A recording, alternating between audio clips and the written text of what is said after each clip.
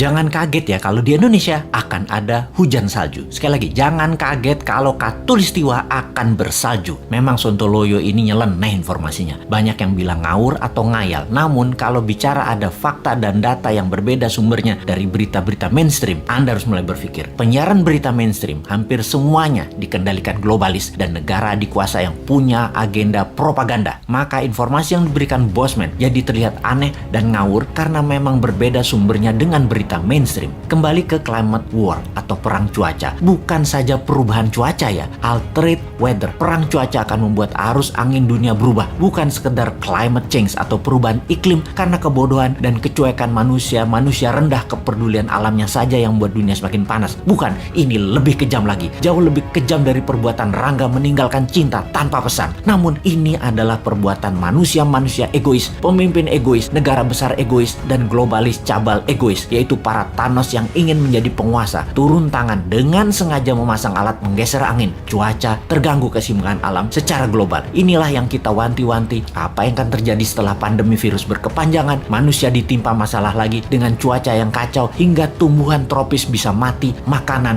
bisa langka. Food war terjadi setelah climate war. Kali ini efeknya lebih mematikan dari pandemi COVID. Center ekuator bergeser, tengah bumi bergeser terhadap matahari. Dunia koplak sampai manusia sadar bahwa kita punya common enemy atau musuh bersama, yaitu alam yang tidak dipelihara. Seperti tubuh manusia tidak dipelihara di usia senja, berbagai penyakit dideritanya. Ternyata sahabat, ada fakta lain kalau kita ingin membalik semua keadaan tersebut. Banyak buktinya. Misalnya, ada seseorang di usia 65 tahun baru mulai hidup sehat. Di usia 80 tahun usia biologisnya, tetapi body age-nya seperti orang berumur 30 tahunan karena dirawat dengan baik walaupun mulainya dari umur 65. Dia makan sehat, olahraga, dan lain sejenisnya. Sekali, padahal selama 65 tahun hidupnya berantakan, namun ketika diputuskan berubah 180 derajat, balik arah, semua bisa jadi muda lagi, sehat lagi. Dunia pun sama. Selama ini dunia tidak dirawat oleh manusia, maka penyakit bumi itu banyak. Hal inilah yang membuat bumi menua dengan cepat dan menjadi renta. Tapi bukan tidak bisa disembuhkan. Bisa, selama kita semua sepakat berjuang memperbaiki. Indonesia di tahun 2045 adalah pemimpin yang akan memimpin perbaikan alam dunia ini semua. Untuk itu, New Mind selama 24 tahun ke depan hingga tahun 2045 akan pegang kendali utuh, menyelesaikan masalah dalam negeri dan luar negeri, menyetop kegilaan Amerika dan Tiongkok, serta menyetop globalis cabal. Ini bukan impian kosong. Ini mungkin impian segelintir orang awalnya. Namun, ketika 1 juta orang percaya, akan jadi collective